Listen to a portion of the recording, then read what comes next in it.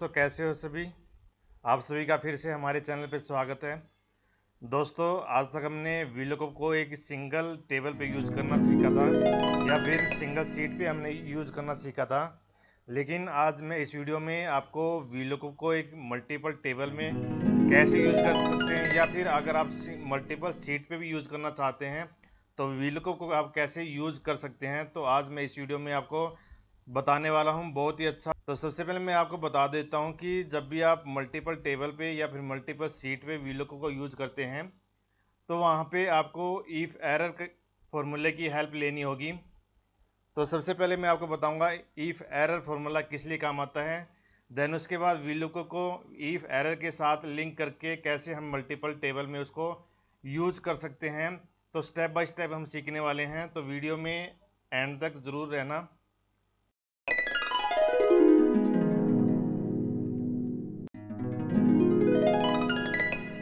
तो सबसे पहले मैं आपको बता देता हूं इफ एरर किस लिए काम आता है। तो जैसे मैं यहाँ पे अपना नाम यहाँ पे टाइप कर देता हूँ, यहाँ मैं लिख देता हूँ कुमार।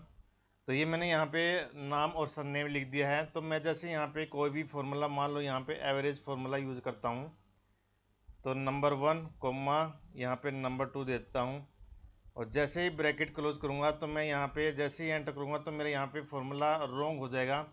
तो आपको पता है कि एवरेज फार्मूला किसी भी वैल्यू की एवरेज निकालने के काम आता है, लेकिन यहाँ पे जो भी अल्फ़ाबेट वर्ड है उसको मैंने एवरेज फार्मूला यूज़ किया है, इसलिए उसने उसको रॉन्ग कर दिया। तो मैं यहाँ पे चाहता हूँ कि जब भी मैं कोई भी मेरा फार्मूला रॉन्ग हो तो मैं यहाँ पे चाहता हूँ कि वो एरर शो ना करे, या तो कुछ यहाँ पे टाइप कर दे या फिर इसको ब्लैंक छोड़ दें। तो उसके लिए आप क्या करेंगे, तो उसके लिए आप दोबारा से फार्मूला को एडिट करेंगे।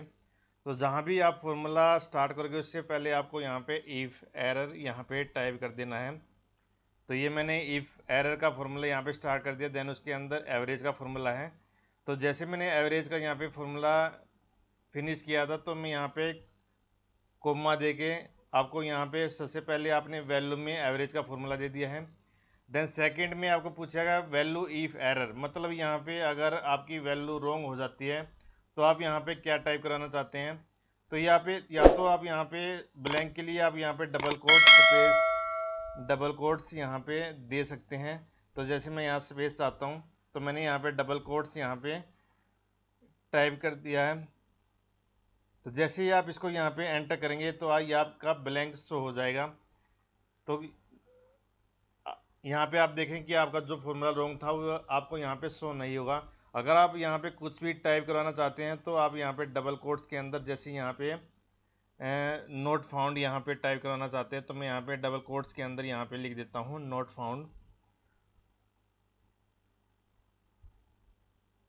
देन एंटर कर देंगे तो आपका यहाँ पे नोट फाउंड यहाँ पे शो हो जाएगा। तो इसलिए इफ एरर फॉर्मूला आपको कोई भी, अगर आपका फॉर्मूला रॉन्ग हो जाता है तो वहाँ पे अगर आप कुछ टाइप करवाना चाहते हैं या फिर उसको ब्लैंक रखना चाहते हैं तो आपका इफ एरर यहाँ पे काम आता है। तो अब हम आगे वीलुकअप के साथ मल्टीपल टेबल में एरर कैसे हेल्प करता है आप सीखने वाले हैं। तो सबसे पहले मेरे पास यहाँ पे 3 टेबल दी हुई हैं, टेबल 1, टेबल 2 एंड टेबल 3। तो तीनों ही टेबल पे हम वीलुकअप को यूज करेंगे। तीनों टेबल में हम वीलुकअप की सहायता से कोई भी वैल्यू सर्च करवा के उसका यहाँ पे रिजल्ट हम शो करवाएंगे। तो जैसे मेरे यहाँ पे एम्प्लॉय आईडी दी हुई है और उसकी यहाँ पे सेल्स दी हुई है। तो सभी टेबल्स में एम्प्लॉय आईडी की दी हुई है और उसकी सेल्स दी हुई है। तो यहाँ पे मैं तीनों टेबल में कोई भी एम्प्लॉय आईडी डालूँ तो मुझे यहाँ पे उसकी सेल्स यहाँ पे पता करनी है। तो उसको कैसे पता कर सकते हैं, तो सबसे पहले मैं यहाँ पे टाइप, मान लो यहाँ पे फॉर्मूला यूज कर लेता हूँ वीलुकअप। ठीक है, तो मैंने यहाँ पे वीलुकअप यहाँ पे फॉर्मूला स्टार्ट कर लिया है। तो वीलुकअप फॉर्मूला स्टार्ट करने के बाद आपको यहाँ पे सबसे पहले लुकअप वैल्यू यहाँ पे पूछेगा। तो ये पूछेगा कि आप यहाँ पे कौन सी वैल्यू यहाँ पे सर्च करवाना चाहते हैं। तो मैं यहाँ पे चाहता हूँ एम्प्लॉय आईडी सर्च करवाना। तो जो मैंने यहाँ पे इस वाले सेल्स को यहाँ पे क्लिक कर देंगे जो मैंने एम्प्लॉय आईडी का यहाँ पे बना हुआ है, ताकि इसमें मैं कोई भी एम्प्लॉय आईडी यहाँ पे डालूँ तो उसको यहाँ पे तीनों टेबल में सर्च करेगा, और तीनों टेबल में सर्च करके उसकी जो भी यहाँ पे सेल्स की वैल्यू होगी उसको यहाँ पे शो कर देगा। तो मैंने लुक वैल्यू में एम्प्लॉय आईडी वाला यहाँ पे सेल दे दिया है। देन को हम यूज करेंगे। देन आपको यहाँ पे टेबल एरे पूछा गया है, तो टेबल एरे में आपको यहाँ पे जो भी टेबल है वो यहाँ पे आपको सेलेक्ट करनी है जहाँ से आपको लुकअप वैल्यू सर्च करवानी है। देन कॉमा यूज करेंगे। देन उसके बाद आपको यहाँ पे कॉलम इंडेक्स नंबर पूछेगा, तो आपका कॉलम इंडेक्स नंबर जहाँ से आपको रिजल्ट शो करवाना है, तो मुझे यहाँ पे सेल्स यहाँ पे शो करवानी है, तो इसका आपको कॉलम का नंबर देना है। तो सेल्स आपके यहाँ पे सेकंड नंबर कॉलम पे है, क्योंकि एम्प्लॉय आईडी मेरी यहाँ पे फर्स्ट कॉलम है, देन सेल्स यहाँ पे सेकंड कॉलम है, तो आप यहाँ पे सेकंड टाइप कर देंगे। देन कॉमा यूज करेंगे और यहाँ पे एग्जैक्ट मैच के लिए आप यहाँ पे 0 टाइप करेंगे और इसको ब्रैकेट क्लोज करके जैसे ही यहाँ पे एंटर करेंगे तो आपको नोट अप्लीकेबल यहाँ पे शो हो जाएगा। जैसे मैं यहाँ पे इस वाली सीट को मैंने सेलेक्ट किया था टेबल को, तो जैसे मैं यहाँ पे 101 यहाँ पे टाइप करता हूँ तो ये यहाँ पे 40,000 तो मुझे यहाँ पे दे दिया, क्योंकि मैंने इस वाले टेबल को सर्च मतलब रेंज दी हुई थी। अगर मैं यहाँ पे टेबल 2 में कोई भी एम्प्लॉय आईडी में यहाँ पे डालता हूँ, जैसे 107 यहाँ पे डालता हूँ, तो ये नोट अप्लीकेबल यहाँ पे शो कर देगा। ठीक है, तो उसके लिए आप यहाँ पे इफ़ एरर की हेल्प लेके उसको यहाँ पे शो करवा सकते हैं। तो इसको मैं यहाँ पे फॉर्मूला को यहाँ पे एडिट कर देता हूँ। फॉर्मूला एडिट करने से पहले सबसे पहले आपको जो भी यहाँ पे आपकी तीनों टेबल है उसको यहाँ पे सबसे पहले आपको यहाँ पे टेबल का नाम दे देना है। जैसे मैंने ये सिलेक्ट करके टेबल 1 का यहाँ पे नाम दिया हुआ है, ऐसे ही आपको टेबल 2 सेलेक्ट करके उसको यहाँ पे टेबल 2 का नाम यहाँ पे आपको दे देना है, ताकि मैं वहाँ पे रेंज सेलेक्ट करूँ तो मुझे बार बार रेंज सेलेक्ट ना करने पड़े। वहाँ पे मैं टेबल का नाम यहाँ पे डायरेक्ट यहाँ पे दे सकता हूँ।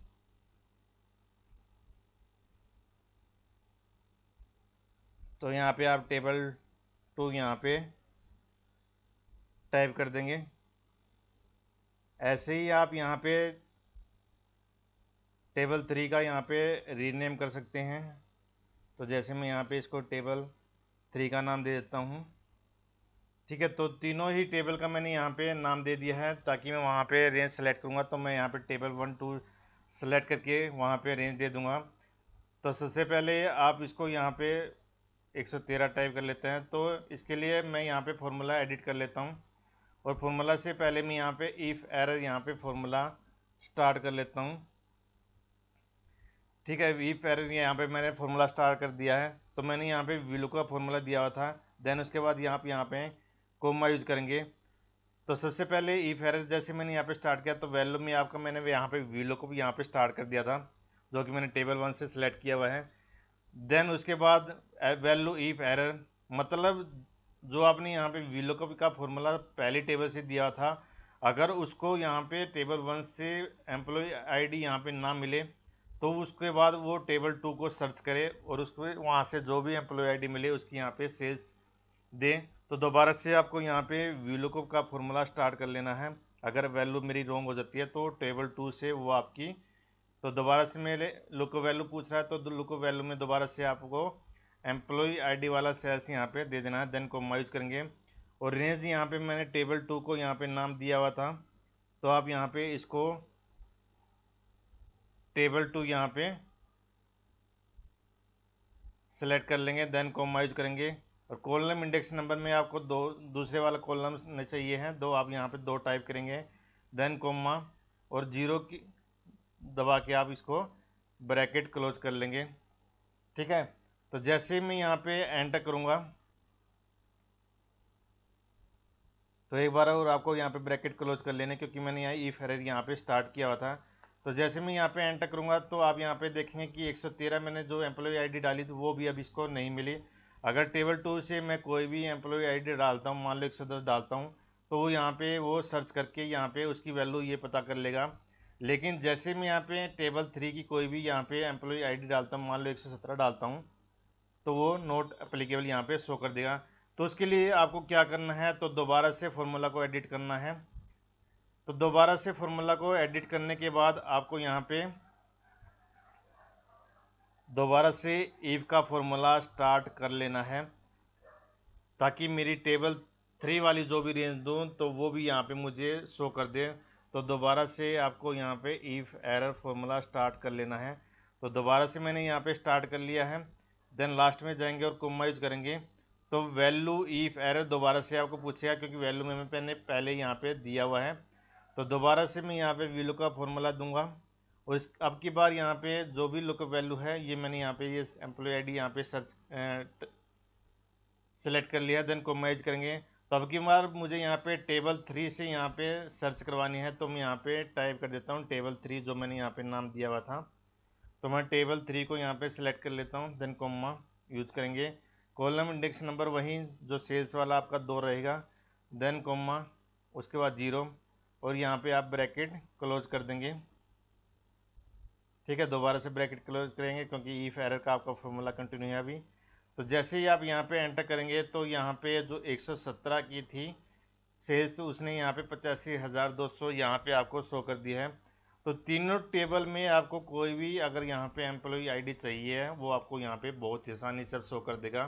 तो जैसे मुझे टेबल 1 से 104 की यहाँ पे चाहिए है, तो यहाँ पे 104 जैसे ही टाइप करेंगे तो वहाँ 104 यहाँ पे शो कर देगा। अगर मुझे टेबल 2 से यहाँ पे चाहिए है तो मैं यहाँ पे टेबल 2 से 109 जैसे मैं यहाँ पे टाइप कर देता हूँ, तो उसको 109 के सामने जो उसको सेल्स मिलेगी वो यहाँ पे आपको शो कर देगा। जैसे मुझे यहाँ पे थर्ड वाली यहाँ पे चाहिए है तो 116 यहाँ पे मैं टाइप कर देता हूँ, तो वो 116 की जो भी सेल्स है यहाँ पे 96,000 आपको शो कर देगा। तो इस तरीके से मल्टीपल टेबल में आप यहाँ पे विलको को इफ एरर के साथ यूज करके बहुत आसानी से कोई भी वैल्यू सर्च करवा के उसको आसानी से यहाँ पे रिजल्ट शो करवा सकते हैं। ये तो मैंने आपको मल्टीपल टेबल में यूज करना बताया है, इसको आप यहाँ पे मल्टीपल सीट्स में भी यूज कर सकते हैं। जैसे मैंने आपको बताया है ऐसे ही मल्टीपल सीट्स में इसको यूज कर सकते हैं।